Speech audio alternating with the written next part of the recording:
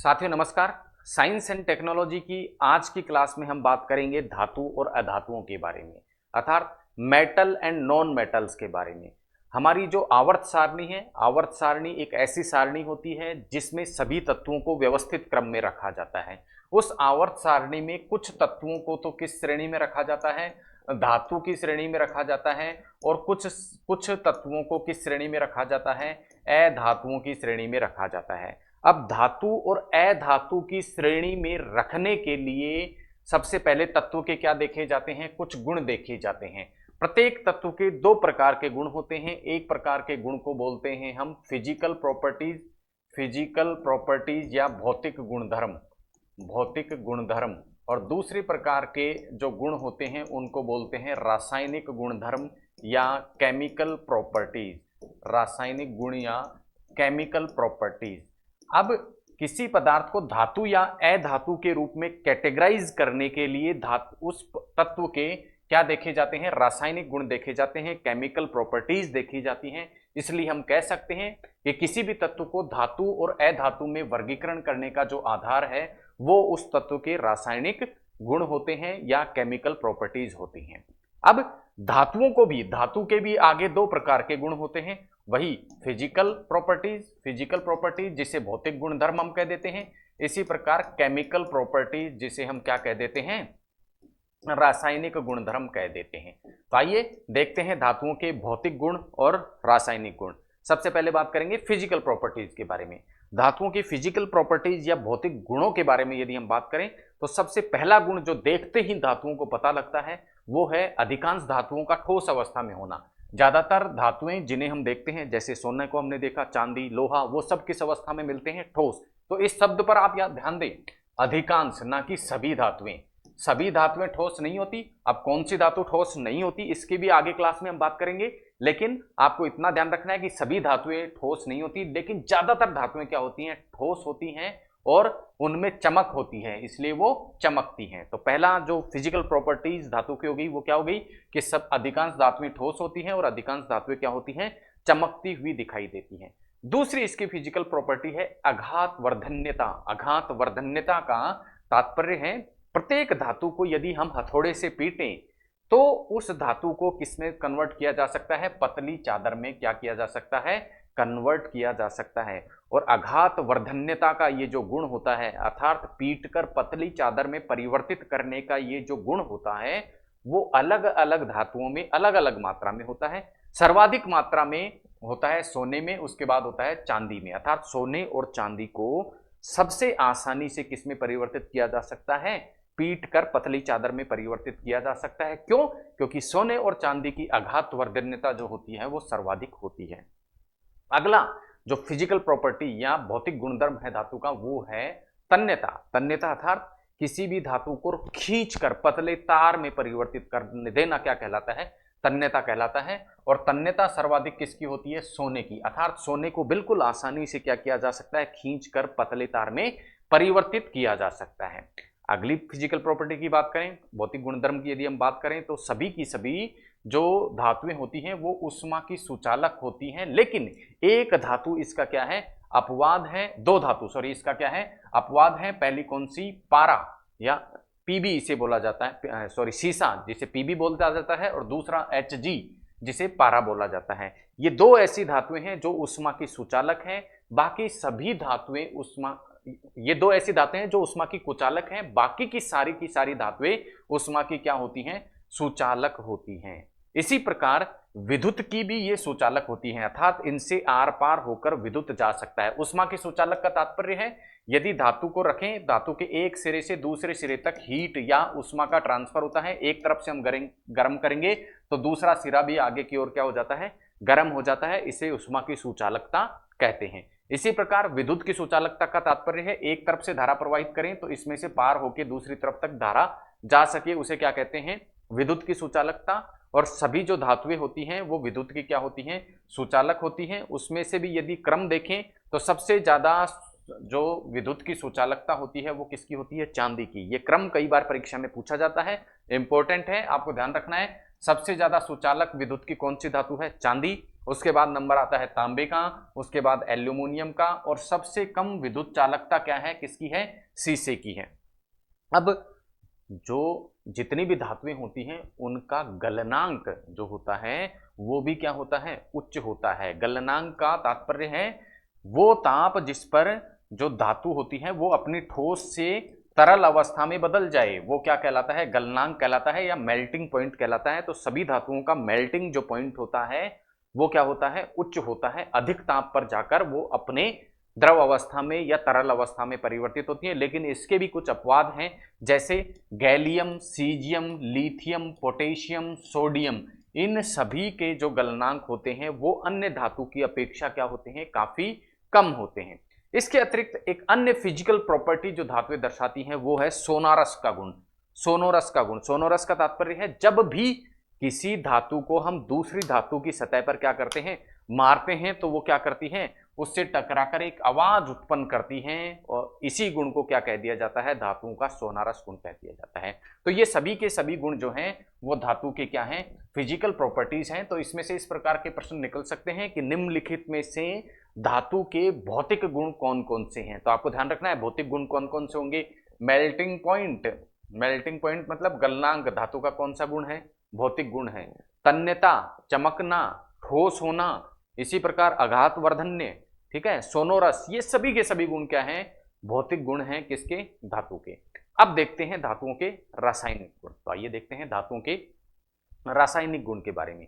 धातुओं के रासायनिक गुण में हम देखेंगे कि धातु अलग अलग पदार्थों से या अलग अलग तत्वों से किस प्रकार से रासायनिक अभिक्रिया करती हैं। तो वही उसके क्या होते हैं, रासायनिक गुण होते हैं। रासायनिक अभिक्रिया अलग अलग पदार्थों से किस प्रकार से धातु करती है, वही धातु का क्या होता है, रासायनिक गुण। सबसे पहले हम देखते हैं ऑक्सीजन से अभिक्रिया के बारे में कि किस प्रकार से धातु ऑक्सीजन से अभिक्रिया करती है। तो जब भी कोई धातु क्या करती है, ऑक्सीजन से अभिक्रिया करती है, तो किसका निर्माण करती है, धातु ऑक्साइड का निर्माण करती है। फॉर एग्जाम्पल जैसे जिंक, ये क्या है, एक धातु है, जैसे ही ये ऑक्सीजन से क्रिया करेगी तो क्या बना लेगी, ZnO2, जिंक ऑक्साइड। अर्थात धातु किस में परिवर्तित हो जाती है, ऑक्सीजन से क्रिया करके धातु के ऑक्साइड में परिवर्तित हो जाती है। अब ये धातु के जो ऑक्साइड बने होते हैं इनकी सामान्यतः प्रकृति कैसी होती है, क्षारीय होती है, ठीक है। लेकिन कुछ धातु ऑक्साइड क्या हो सकते हैं, अम्लीय भी हो सकते हैं, या फिर क्या हो सकते हैं, उभयधर्मी भी हो सकते हैं। उभयधर्मी मतलब दोनों प्रकार की नेचर दर्शाते हैं, अम्लीयता भी और क्षारीयता भी। तो ध्यान रखना है धातु ऑक्साइड सामान्यतः तो क्या होते हैं, प्रकृति में क्षारीय प्रकृति के होते हैं, बेसिक नेचर के होते हैं। लेकिन कुछ धातु ऑक्साइड अम्लीय भी हो सकते हैं और कुछ धातु ऑक्साइड उभयधर्मी भी हो सकते हैं। जैसे अम्लीय ऑक्साइड कौन सा है, क्रोमियम। जब ऑक्साइड ऑक्सीजन के साथ में क्रिया करता है तो क्रोमियम के जो ऑक्साइड बनते हैं वो क्रोमियम ऑक्साइड प्रकृति में कैसे होते हैं, एसिडिक होते हैं, अम्लीय होते हैं। इसी प्रकार एल्यूमिनियम, जिंक और पीबी अर्थात सीसा जब ऑक्सीजन से क्रिया करते हैं और अपने ऑक्साइड बनाते हैं, अर्थात aluminium oxide, zinc oxide, lead oxide, ये सभी की सभी जो प्रकृति होगी वो क्या होगी, इनकी प्रकृति बेसिक भी होती है और एसिडिक भी होती है, इसलिए इनको उभयधर्मी प्रकृति के ऑक्साइड कह देते हैं। अब जैसा मैंने आपको बताया कि धातुएं क्या करती हैं, ऑक्सीजन से अभिक्रिया करके सामान्यतः धातु ऑक्साइड का क्या कर लेती हैं, निर्माण कर लेती हैं। लेकिन कुछ धातुएं ऐसी होती हैं उनको चाहे कितना भी ताप प्रदान कर दिया जाए वो ऑक्सीजन से क्रिया ही नहीं करेंगी। जैसे सोना और चांदी, सोने और चांदी किसी भी ताप पर ऑक्सीजन से क्या नहीं करते हैं, अभिक्रिया करते ही नहीं है, ठीक है। तो ये पॉइंट आपको ध्यान रखना है कि सोना और चांदी ऑक्सीजन से अभिक्रिया नहीं करते। दूसरा, कुछ धातुएं बड़ी ही तेजी से ऑक्सीजन से अभिक्रिया करती हैं, जैसे सोडियम और पोटेशियम। सोडियम Na और पोटेशियम के, ये दोनों ऑक्सीजन से बहुत ही तेजी से क्या करते हैं, अभिक्रिया करते हैं। इसलिए इनको यदि खुला छोड़ दिया जाए तो ये तेजी से विस्फोट करते हैं। कुछ लोग जो जादू दिखाते हैं वो देखते हैं पानी में किसी चीज को देकर मारते हैं तो उससे क्या हो जाता है, विस्फोट हो जाता है। वो क्या होता है, सोडियम ही होता है। क्यों, क्योंकि सोडियम को ऑक्सीजन मिलते हैं, ये तेजी से क्या करता है, उससे अभिक्रिया करती है जिससे एक विस्फोट होता है। इसीलिए सोडियम और पोटेशियम को कभी भी ना तो जल में रखा जाता है और ना ही इन्हें खुला छोड़ा जाता है, क्योंकि दोनों स्थिति में ये ऑक्सीजन से क्रिया करके क्या करेंगे, बहुत तेजी से क्रिया करेंगे, विस्फोट करेंगे। इसलिए इन्हें सोडियम और पोटेशियम को सदैव किस में रखा जाता है, केरोसिन में डुबाकर रखा जाता है। ये तो थी किसकी, धातु की ऑक्सीजन से अभिक्रिया। अब देखते हैं धातुएं जब जल से अभिक्रिया करती हैं तब क्या परिणाम होता है। जब भी धातु क्या करती है, कोई भी धातु क्या करती है, जब भी जल से अभिक्रिया करती है तो उसका परिणाम क्या होता है, या तो वो क्या बनाएगी, धातु ऑक्साइड बनाएगी, या तो क्या बनाएगी, धातु ऑक्साइड बनाएगी, या फिर दूसरा प्रोडक्ट क्या बना सकती है, धातु हाइड्रोक्साइड। धातु हाइड्रोक्साइड, हाइड्रोक्साइड को OH से हम लिखते हैं। फॉर एग्जांपल जैसे कॉपर एक धातु है, अब कॉपर धातु ने किससे अभिक्रिया करी, H2O से, तो ये क्या बना लेगी, CuOH2, क्यूप्रस ऑक्साइड इसे, क्यूप्रस हाइड्रोक्साइड इसे बोल दिया जाता है। ठीक है, तो धातु जल से अभिक्रिया करेगी तो क्या बनाएगी, या तो धातु ऑक्साइड बना लेगी या धातु हाइड्रोक्साइड बना लेगी। अब धातुओं में से भी कुछ धातुएं, जैसा हमने पहले बात की थी कि पोटेशियम और सोडियम तेजी से जैसे ऑक्सीजन से क्रिया करते हैं, वैसे ही ये सोडियम और पोटेशियम तेजी से जल से भी क्रिया करते हैं। इसीलिए जैसा मैंने आपको बताया इन्हें जल में नहीं रखा जाता। और सोना और चांदी जैसे ऑक्सीजन से अभिक्रिया नहीं कर रहे थे, वैसे सोना और चांदी जल से भी अभिक्रिया करके हाइड्रोक्साइड या ऑक्साइड नहीं बनाते हैं। तो ये हुई धातुओं के किससे अभिक्रिया, जल से अभिक्रिया। नेक्स्ट हम बात करेंगे धातु की अम्लों से अभिक्रिया। धातु की अम्लों से अभिक्रिया, एसिड से अभिक्रिया करके धातु क्या बनाती है। तो जब भी कोई धातु किससे अभिक्रिया करती है, अम्ल से अभिक्रिया करती है, तो ये क्या बना लेती है, लवण बना लेती है, साल्ट बना देती है। तो जब भी क्या करेगी, कोई भी मेटल किसी भी एसिड से अभिक्रिया करेगी तो वो क्या बना लेगी, साल्ट बना देगी। आइए एग्जांपल देखते हैं। एग्जांपल जैसे जिंक, जिंक है, इसने HCl हाइड्रोक्लोरिक एसिड क्या है, ये एक अम्ल है। इस अम्ल से जैसे ही ये धातु अभिक्रिया करेगी तो क्या बना लिया इसने, ZnCl2, जिसे जिंक क्लोराइड बोलते हैं, और ये क्या है, एक प्रकार का लवण है या फिर साल्ट है। तो हमने 3 अभिक्रियाएं देखी किसकी, धातु की। पहला हमने देखा ऑक्सीजन से अभिक्रिया, ऑक्सीजन से अभिक्रिया करके क्या बना, क्या बना भाई, ऑक्सीजन से अभिक्रिया करके, कमेंट में आप जवाब दें क्या बना, ऑक्सीजन से अभिक्रिया करके, ऑक्सीजन से अभिक्रिया बन के बना धातु ऑक्साइड। जल से अभिक्रिया करके क्या बन सकता है, या तो धातु ऑक्साइड या धातु हाइड्रोक्साइड। इसी प्रकार अम्लों से अभिक्रिया करके धातुएं क्या बना सकती हैं, धातुएं बना सकती हैं अम्लों से अभिक्रिया करके लवण। तो ये 3 अभिक्रियाएं धातुओं से संबंधित हमने देखी। आइए आगे और अभिक्रियाएं कुछ देखते हैं, कुछ और रासायनिक गुण हम देखने वाले हैं धातुओं के। तो धातुओं का अगला रासायनिक गुण है कि धातु जो होती है, जो अन्य धातु के लवण हैं उनसे भी क्या कर सकती हैं, अभिक्रिया करती हैं। लेकिन उनसे अभिक्रिया किस प्रकार करेंगी, ये निर्भर करता है सक्रियता श्रेणी पर। तो आइए पहले समझते हैं सक्रियता श्रेणी को। तो सक्रियता श्रेणी में क्या होता है, धातुओं को ऊपर से नीचे एक क्रम में रखा जाता है। ठीक है, जैसे ये रख दिया हमने धातु फर्स्ट, फिर धातु सेकंड, ठीक है, या फिर ABCD, मान लो एक धातु का नाम A है, B है, C है, D है, E है। इस प्रकार से जब एक श्रेणी बना दी जाती है धातुओं की, जिसमें ऊपर की तरफ तो ऐसी धातुएं रखी जाती हैं जिनकी क्या है, अभिक्रियाशीलता या रिएक्टिविटी क्या है, अभिक्रियाशीलता या रिएक्टिविटी क्या है, उच्च है, ज्यादा है। और नीचे की तरफ जैसे जैसे जाते जाएंगे अभिक्रियाशीलता क्या होती जाएगी, कम होती जाएगी। इस श्रेणी में यदि सभी धातुओं को जमा दिया जाए तो उस श्रेणी को क्या बोल देते हैं, सक्रियता श्रेणी बोल दिया जाता है। और इस सक्रियता श्रेणी में जो सबसे ऊपर की ओर धातुएं होती हैं वो सर्वाधिक क्रियाशील होती हैं, और सबसे नीचे होती है वो सबसे कम क्रियाशील होती हैं। जैसे ये एक सक्रियता श्रेणी है, इसमें हम देखते हैं कि सबसे अधिक क्रियाशील धातु के रूप में हमें कौन सी देखने को मिल रही है, पोटेशियम। उसके बाद अभिक्रियाशीलता किसकी, सोडियम की। उसके बाद कैल्शियम की। उसके बाद मैग्नीशियम की। और सबसे कम अभिक्रियाशीलता हमें किसको देखने को मिल रही है, Au या सोने की, Au या सोने की। अब जब भी कोई धातु अपने से अधिक क्रियाशील धातु से क्या करेगी, क्रिया करेगी, तो उस कम क्रियाशील धातु को अधिक क्रियाशील धातु क्या कर देगी, विस्थापित कर देगी। इसे विस्थापन अभिक्रिया के नाम से भी जाना जाता है। जैसे हम समझते हैं, मान लो यहां क्या है, सोडियम, यहां क्या है, Na, ठीक है, Na। अब ये Na किसके साथ अभिक्रिया कर रहे हैं, मान लो ZnCl2 के साथ में क्या कर रहे हैं, अभिक्रिया कर रहा है। अब ZnCl2 से अभिक्रिया कर रहा है तो हम देख रहे हैं कि Zn का जो नंबर आता है वो अभिक्रिया जो सक्रियता श्रेणी है उसमें क्या आता है, नीचे, जबकि इसका ऊपर आता है, सक्रियता श्रेणी में ये है ऊपर, यानी ऊपर है तो ये क्या है, अधिक क्रियाशील। अधिक क्रियाशील है तो ये किसको विस्थापित कर देगा, जब भी ये जिंक से अभिक्रिया करेगा जिंक को क्या कर देगा, विस्थापित कर देगा।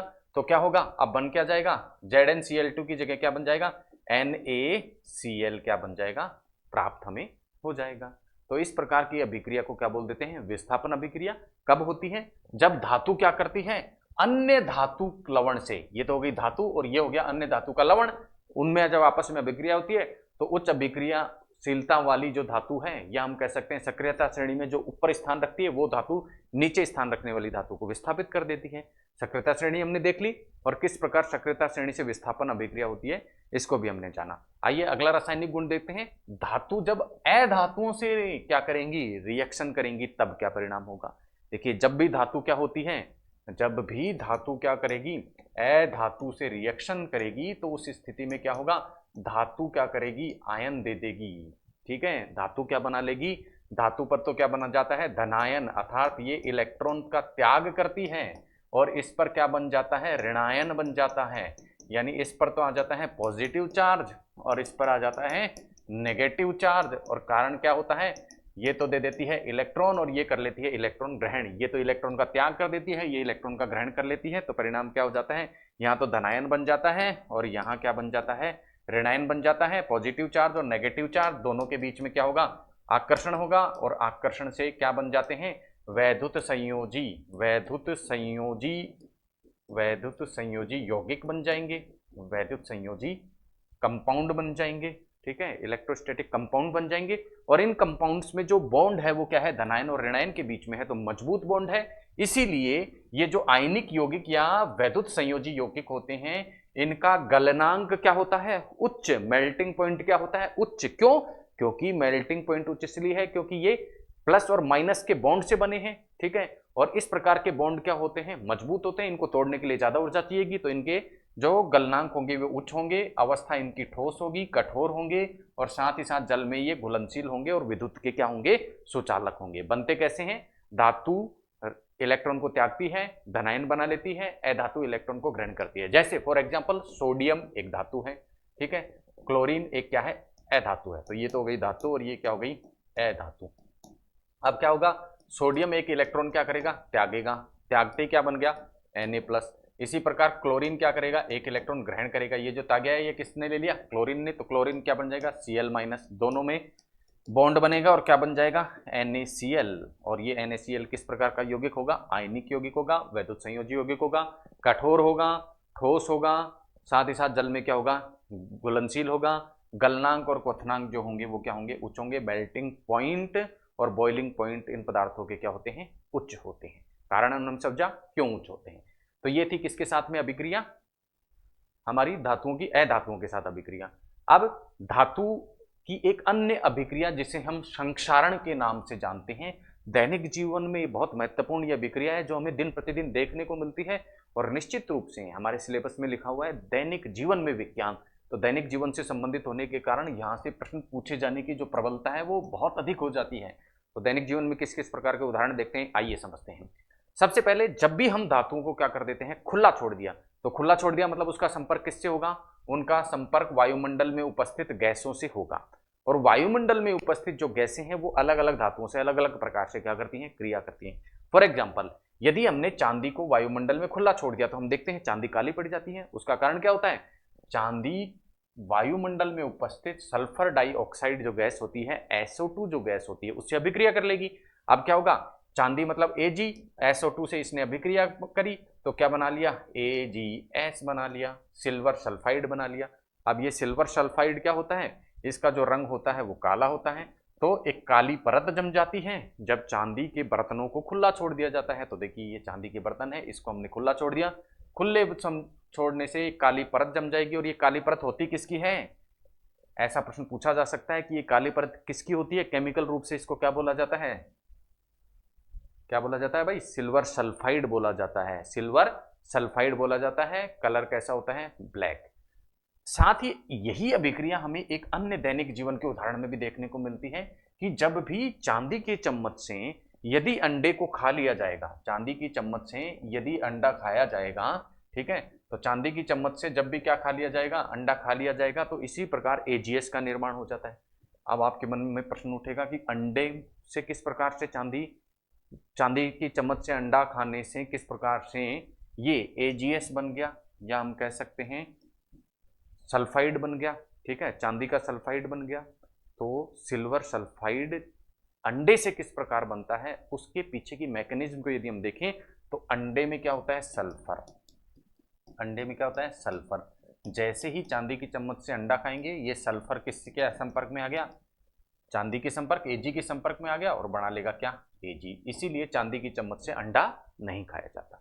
इसी प्रकार का एक अन्य उदाहरण हमें तांबे के कुछ उपकरणों में भी देखने को मिलता है, और हम देखते हैं कि तांबे को जब वायु में खुला छोड़ दिया जाता है तो वो हरे रंग का हो जाता है, हरे रंग की एक परत उसमें जम जाती है, हरे रंग की। ये सिक्के हैं कुछ चांदी से कॉपर से बने हुए, तांबे से बने हुए कुछ सिक्के हैं, यदि उनको खुला छोड़ दिया जाए तो इस प्रकार की एक हरी परत का निर्माण उनके ऊपर हो जाता है। और ये हरी परत क्या होती है, ये CuCO3 कॉपर कार्बोनेट की ये क्या होती है, हरी परत होती है। अब ये कॉपर कार्बोनेट किसकी अभिक्रिया से बनता है, इन सिक्कों में उपस्थित जो तांबा होता है, Cu जो होता है, वो वायुमंडल में उपस्थित कार्बन डाइऑक्साइड से क्रिया कर लेगा और क्या बना देगा, कॉपर कार्बोनेट CuCO3 बना देगा। उससे क्या हो जाएंगे, ये जो तांबे के सिक्के हैं ये हरे रंग के हमें दिखने लग जाते हैं, हरी परत इनमें जम जाती है। तो चांदी पर तो कैसी परत जमेगी, काली, किसके कारण, एजीएस के कारण, सिल्वर सल्फाइड के कारण। तांबे पे कैसी परत जमेगी, तांबे पे परत जमेगी हरी, तांबे पे कैसी जमेगी, हरी, किसके कारण, CuCO3 के कारण, कॉपर कार्बोनेट के कारण। अब लोहे पे देखते हैं, लोहे पे भी हम देखते हैं भूरे रंग की एक परत जम जाती है। इस प्रकार ये देखा, लोहे की बेल वायु में खुला छोड़ दिया तो इस प्रकार क्या हो जाता है, भूरे रंग की एक परत जम जाती है। वो किस कारण होती है, लोहे पर वायु में उपस्थित ऑक्सीजन जो है वो क्रिया करती है और फेरस ऑक्साइड बना लेती है और उससे ये भूरे रंग की परत जम जाती है। इसे ही सामान्य भाषा में हम जंग लगने के नाम से पहचानते हैं। तो जंग लगने के पीछे की अभिक्रिया, जो रासायनिक अभिक्रिया है, वो ये वाली होगी।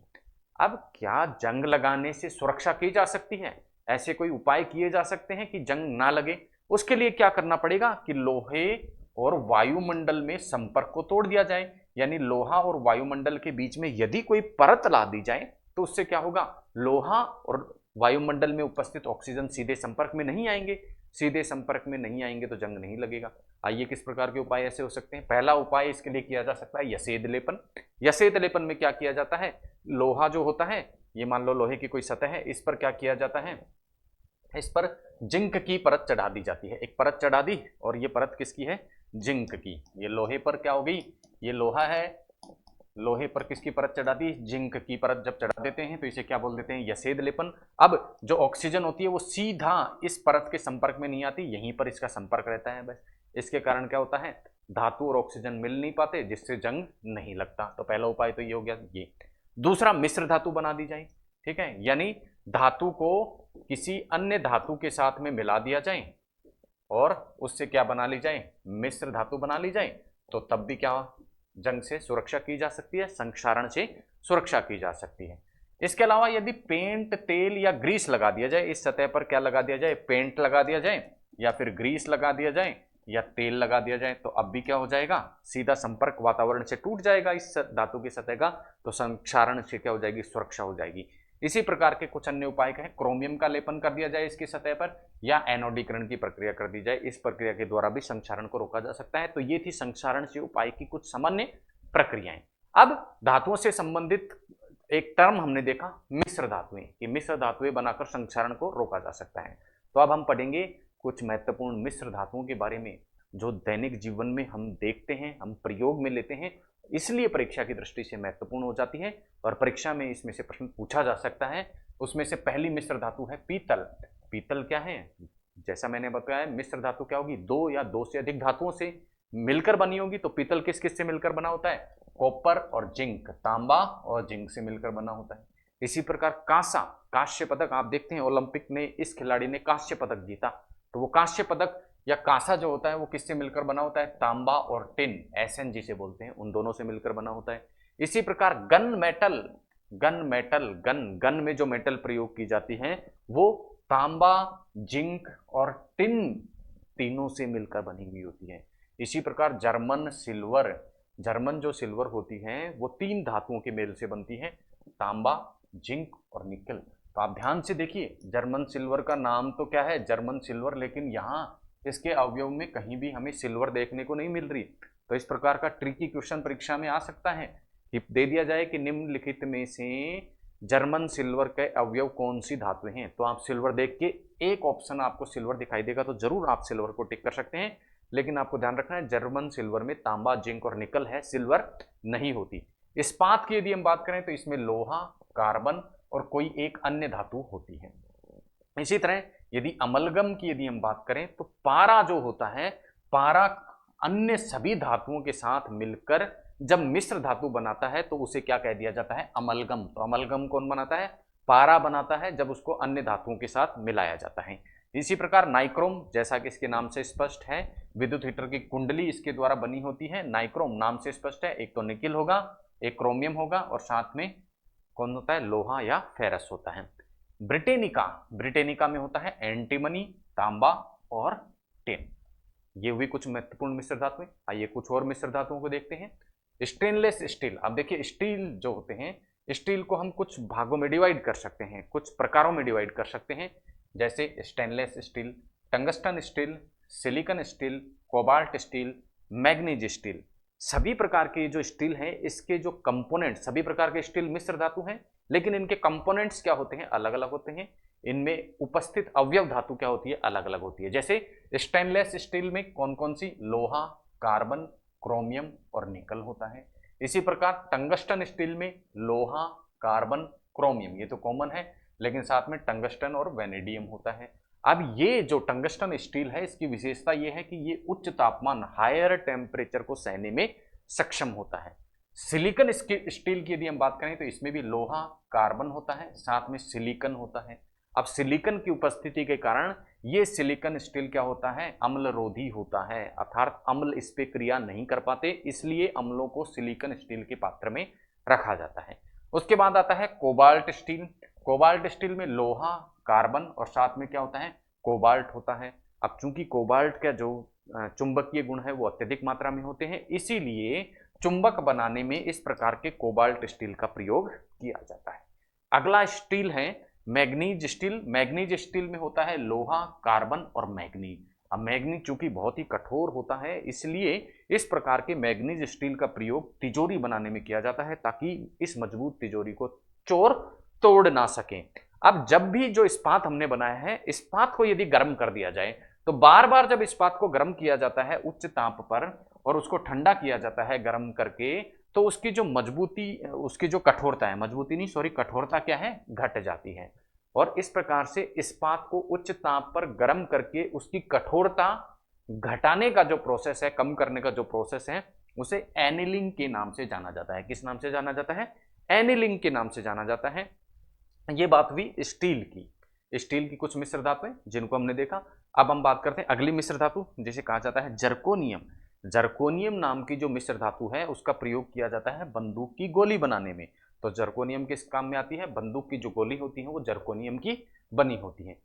अगला अब हम देखते हैं, मिश्र धातुओं की हमने बात करी, धातुओं के भौतिक गुणों की हम बात कर चुके हैं, रासायनिक गुणों की हम बात कर चुके हैं। अब बात करेंगे धातुओं से संबंधित कुछ महत्वपूर्ण तथ्यों के बारे में। धातुओं से संबंधित महत्वपूर्ण तथ्यों की यदि हम बात करें तो हम देखेंगे कि कुछ धातुएं कुछ विशेष प्रकार के गुण दर्शाती हैं और इसलिए उन्हें एक स्पेसिफिक फील्ड में क्या किया जाता है, प्रयुक्त किया जाता है। तो आइए देखते हैं ऐसी कौन सी धातुएं हैं, क्या उनके स्पेसिफिक गुण हैं किसी विशेष क्षेत्र में प्रयोग करने के लिए। सबसे पहले बात करें टंगस्टन। जैसा कि आपको मालूम है कि टंगस्टन जो होता है वो बल्ब में प्रयोग किया जाता है। बल्ब में जो तंतु लगा रहता है, इस प्रकार बल्ब जो होता है उसमें जो तंतु होता है ये किसका होता है, टंगस्टन का लगा होता है। अब टंगस्टन का ये तंतु बल्ब में लगाने का एक विशेष कारण होता है कि ये जो टंगस्टन होता है, इस टंगस्टन का जो गलनांक होता है वो बहुत ज़्यादा होता है। मेल्टिंग पॉइंट क्या होता है, बहुत हाई होता है, और मेल्टिंग पॉइंट हाई होने का के कारण इसे बल्ब में प्रयोग किया जाता है। अब आपके मन में प्रश्न उठेगा, मेल्टिंग पॉइंट या गलनांक अधिक उच्च होने से इसको बल्ब में क्यों प्रयोग ले लिया गया। तो आपको मालूम होगा कि विद्युत बल्ब जो होता है, ये बल्ब विद्युत धारा के तापीय प्रभाव पर, या हम कह सकते हैं ऊष्मीय प्रभाव पर क्या होता है, आधारित होता है। ऊष्मीय प्रभाव के अंतर्गत जब विद्युत धारा प्रवाहित की जाती है तो ऊष्मा उत्पन्न होती है, ताप उत्पन्न होता है। उस ताप के कारण यदि गलनांक कम वाला तंतु यहाँ काम में ले लिया जाए तो वो क्या हो जाएगा, गल जाएगा। इसलिए उस उच्च तापमान को सहने के लिए टंगस्टन का प्रयोग किया जाता है, क्योंकि टंगस्टन गलनांक क्या होता है, उच्च होता है। अब ले लिया टंगस्टन को काम पे, गलनांक तो इसका उच्च है, लेकिन इसके सामने एक समस्या है कि टंगस्टन का जो अपचयन है वो बड़ी आसानी से हो जाता है।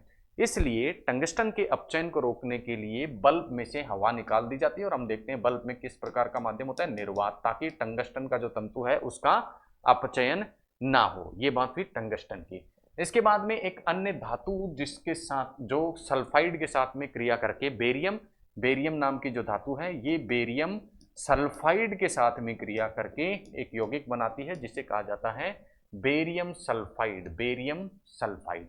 अब बेरियम सल्फाइड को बेरियम मील के रूप में प्रयोग किया जाता है। अभी बेरियम मील क्या होता है, देखिए कई बार क्या होता है, एक विशेष प्रकार का एक्सरे करने के लिए, एक विशेष प्रकार का एक्सरे या सीटी स्कैन करने के लिए आप देखते हैं कि हॉस्पिटल में ये सीटी स्कैन या एक्सरे मुख्यतः ये कैंसर के डिटेक्शन के लिए किया जाता है। इस प्रकार का एक्सरे, उसमें मरीज को या रोगी को क्या पिलाया जाता है, पहले एक द्रव पिलाया जाता है, एक तरल पदार्थ पिलाया जाता है। वो तरल पदार्थ और कुछ नहीं अपितु क्या होता है, बेरियम सल्फाइड होता है। और इस बेरियम सल्फाइड को पिलाने के पश्चात जब एक्सरे किया जाता है तो जो भी क्या रोग से ग्रसित कोशिकाएं हैं या अंग हैं वो क्या होते हैं, अधिक सरलता से चमकते हैं, यानी उनका डिटेक्शन अधिक सरलता से किया जा सकता है। इसीलिए कुछ विशेष प्रकार के एक्सरे या सीटी स्कैन करने से पूर्व बेरियम मील के रूप में बेरियम सल्फाइड रोगी को दिया जाता है। ये बात हुई किसकी, बेरियम सल्फाइड की। इसके अतिरिक्त अन्य धातुएं जैसे जर्कोनियम, कैडमियम और बोरोन जो हैं, इनका भी एक विशेष उपयोग है। और विशेष उपयोग क्या है कि ये न्यूक्लियर रिएक्टर में काम में लिए जाते हैं। क्या काम होता है न्यूक्लियर रिएक्टर में, ये न्यूट्रॉन का अवशोषण करते हैं। हम देखते हैं कि जो न्यूक्लियर रिएक्शन होती है, उस न्यूक्लियर रिएक्शन में या नाभिकीय अभिक्रिया में हम देखते हैं यूरेनियम का जो नाभिक होता है, उस यूरेनियम के नाभिक पर जब क्या किया जाता है, न्यूट्रॉन की बौछार कराई जाती है, तो इस यूरेनियम के नाभिक का तो क्या होता है, विखंडन होके छोटे नाभिक बन जाते हैं। साथ ही साथ में एक से अधिक मात्रा में न्यूट्रॉन भी निकलते हैं। अब ये न्यूट्रॉन क्या कर सकते हैं, इन उत्पादित यूरेनियम नाभिकों का आगे फिर से विखंडित कर सकते हैं, जिससे विखंडन की जो प्रक्रिया है वो विस्फोट में बदल सकती है और परमाणु बम का निर्माण होता है।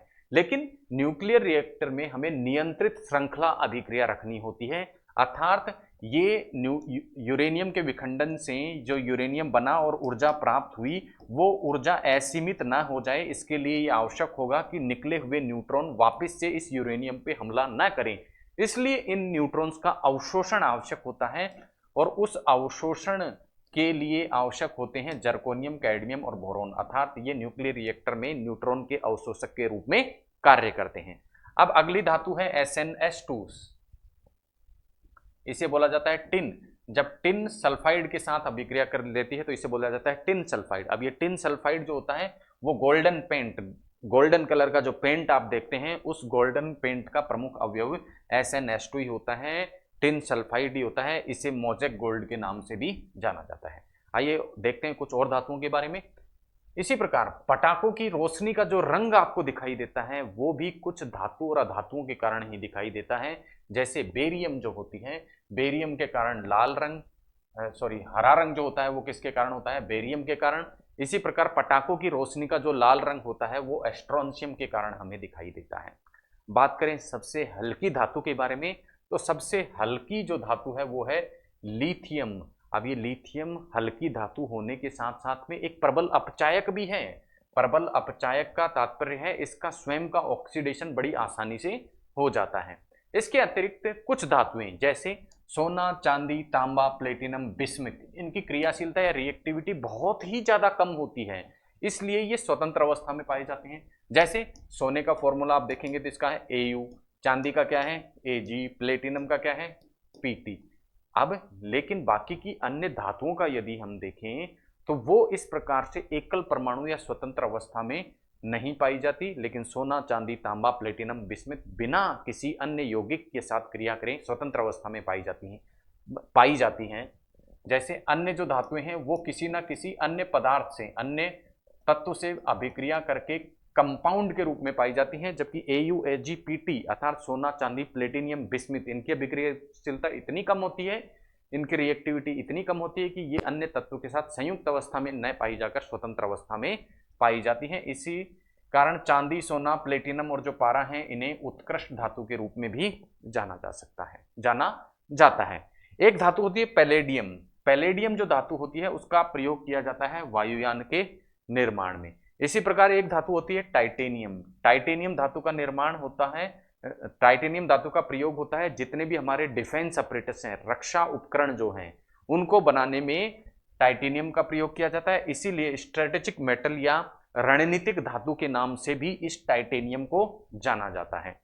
लेड प्लस आर्सेनिक, लेड धातु और आर्सेनिक जो धातु होता है उनका संयुक्त रूप से प्रयोग किया जाता है बंदूक की गोली बनाने में। आइए कुछ और धातुओं को देखते हैं। इसी प्रकार फ्लैश बल्बों में जो धातु भरी हुई होती है वो होती है मैग्नीशियम धातु, और मैग्नीशियम धातु यहाँ एक तार के रूप में होती है, और इसी कारण फ्लैश बल्ब जो विज्ञापन वाले बल्ब होते हैं वो हमें चमकते हुए दिखाई देते हैं। उसका कारण इनमें उपस्थित मैग्नीशियम धातु का जो तार होता है वही होता है। इसी प्रकार टिन की ज्यादा मात्रा युक्त जो कांसा होता है उसे हम सफेद कांसे के नाम से जानते हैं। कांसे में यदि टिन की मात्रा अधिक हो गई तो उसको हम किस नाम से जानेंगे? सफेद कांसे के नाम से जानेंगे। चूहों को मारने के लिए जो प्रयोग की जाती है उस धातु का नाम है धातु, एक अन्य तत्व फास्फाइड के साथ, तो जिंक फास्फाइड। जब जिंक फास्फाइड के साथ में जुड़ जाता है तो वो चूहा विष बना लेता है, अर्थात चूहों को मारने की दवाई होती है। इसी प्रकार दीमक को मारने वाली दवाई में भी क्या होता है? जिंक धातु होती है, और क्लोराइड के साथ जुड़कर ये जिंक क्लोराइड बना लेती है, और जिंक क्लोराइड दीमक को मारने में काम आती है। हम देखते हैं दीमक का जो दीमक रोधी बनाने के लिए एक अवयव को, जो लकड़ी के उपकरण हैं, लकड़ी के जो हम बेड वगैरह या अलमारी जो भी बनाई जाती है उनके ऊपर क्या किया जाता है? लेपन किया जाता है। उसमें क्या होता है? जिंक क्लोराइड होता है। इसी प्रकार जिंक ऑक्साइड जो होता है, जिंक धातु का जो ऑक्साइड होता है उसको सफेद पेंट या जस्ते का फूल कहते हैं। तो सफेद पेंट का अवयव क्या होता है? Zinc oxide. इसी प्रकार AgCl जिसे फोटोग्राफिक प्लेट में प्रयोग किया जाता है, यानी सिल्वर क्लोराइड, इसे हॉर्न सिल्वर के नाम से भी जाना जाता है, और यह भी परीक्षा में प्रश्न पूछा जाता है कि फोटोग्राफिक प्लेट में क्या प्रयोग किया जाता है। तो फोटोग्राफिक प्लेट में AgCl सिल्वर क्लोराइड का प्रयोग किया जाता है। इसी प्रकार कृत्रिम वर्षा कराने के लिए सिल्वर आयोडाइड AgI का क्या किया जाता है? प्रयोग किया जाता है। इसी प्रकार पारा जो है उसे क्विक सिल्वर के नाम से भी जाना जाता है। नेक्स्ट अन्य कुछ तथ्य देखें धातु और अधातुओं से संबंधित। तो पारा जो है उसे क्या रखा जाता है? लोहे के पात्र में रखा जाता है। पारे को लोहे के पात्र में रखने का कारण है कि लोहे के अलावा अन्य जितनी भी धातु हैं वो पारे के साथ में, पारा जिसे Hg कहा जाता है, वो जितनी भी अन्य धातु हैं उन अन्य धातुओं के साथ में क्या बना लेता है? अमलगम बना लेता है। क्या बनाते हैं? अमलगम बना लेता है। लेकिन Hg किसके साथ में? फेरस या लोहे के साथ में अमलगम नहीं बनाता है। इसी कारण Hg या पारे को किसके साथ में रखा जाता है? लोहे के पात्र में रखा जाता है। ट्यूबलाइट की यदि हम बात करें तो ट्यूबलाइट में भी एक धातु होती है पारा, और साथ ही साथ एक अधातु यानी ऑर्गन गैस इसके अंदर भरी हुई होती है। नेक्स्ट यदि फ्यूज तार की हम बात करें, जो कि दिन प्रतिदिन के जीवन में हम देखते हैं घरों में प्रयोग होता है, वो किससे बना होता है? लेड और टिन जो धातुएं होती हैं उनको मिलाकर इसका बनाया जाता है। सफेद सोना किसे कहा जाता है? प्लेटिनियम धातु को सफेद सोना कहा जाता है। इसी प्रकार झूठा सोना जो कहा जाता है वो किसको कहा जाता है? आयरन पायराइटीज या FeS2 फेरस सल्फाइड को झूठा सोना कहा जाता है। सोने की पॉलिश आप देखते हैं कि कुछ आभूषणों पर कई बार सोने की पॉलिश करवाई जाती है, तो वो सोने की पॉलिश और कुछ नहीं, पोटेशियम ऑरिसाइनाइड होती है। तो पोटेशियम ऑरिसाइनाइड को ही सोने की पॉलिश बोलते हैं। इसी प्रकार सोने का एक गुण है कि सोना जो होता है वो अत्यधिक क्या होता है? मुलायम होता है। इतना मुलायम होता है कि उसे उसको मोड़कर क्या नहीं बनाया जा सकता? आभूषण में परिवर्तित नहीं किया जा सकता। और आप देखते हैं ज्यादातर आभूषण किसके होते हैं? सोने के। तो सोने से आभूषण बनाने के लिए ये जो मुलायम सोना है उसे कुछ थोड़ा बहुत क्या करना पड़ता है? कठोर करना पड़ता है, और कठोर करने के लिए इसमें तांबा मिलाना पड़ता है या चांदी मिलाना पड़ता है। इसीलिए शुद्ध सोने को तो हम क्या कहते हैं? 24 कैरेट। लेकिन इस 24 कैरेट गोल्ड के आभूषण नहीं बनाए जा सकते, इसलिए इस 24 कैरेट के गोल्ड को तांबा या चांदी मिलाकर इसके कैरेट को कुछ कम किया जाता है, और आभूषण जो बनते हैं वो 22 कैरेट का जो सोना होता है उसी के बनाए जा सकते हैं। धातुओं से संबंधित एक बहुत ही प्रमुख अभिक्रिया जो रेल की पटरियों के दरार भरने में काम आती है वो है थर्मिट अभिक्रिया। और इस थर्मिट अभिक्रिया में होता क्या है, जो MnO2 है, मैग्नीशियम ऑक्साइड है, इसका रिडक्शन हो जाता है। इसका क्या हो जाता है, रिडक्शन हो जाता है, अपचयन हो जाता है। अपचयन हो जाता है। होता क्या है, मैग्नीज जो ऑक्साइड होता है वो एल्यूमिनियम के साथ में क्रिया करता है, जिससे Al2O3 का निर्माण होता है। और Al2O3 का निर्माण हो गया और यहाँ मैग्नीज से ऑक्सीजन हट गया। तो जब भी किसी पदार्थ से ऑक्सीजन हट जाता है तो उसका क्या हो जाता है, उसका क्या बोल देते हैं, उसको अपचयन बोल देते हैं। ऑक्सीजन के हटने को क्या बोल देते हैं, अपचयन। तो थर्मिट अभिक्रिया के बारे में कई बार परीक्षा में प्रश्न पूछ लिया जाता है। काम क्या आती है थर्मिट अभिक्रिया, ये रेल पटरियों की जो दरार है उसको भरने के काम आती है। उसका सिद्धांत क्या होता है कि यहाँ मैग्नीज ऑक्साइड का क्या होता है, अपचयन होता है, और इसका अपचयन होकर पटरियों की जो दरार है उसको भरा जाता है। ये थी थर्मिट अभिक्रिया। तो ये थी आज की हमारी क्लास, जिसमें हमने बात करी धातुओं के बारे में, और धातु और अधातुओं द्वारा संयुक्त रूप से कुछ कंपाउंड जो बनाए जाते हैं उनके दैनिक जीवन में किस प्रकार के उदाहरण हमें देखने को मिलते हैं उसके बारे में। मिलते हैं अगली क्लास में एक नए टॉपिक के साथ में। तब तक के लिए धन्यवाद। जय हिंद।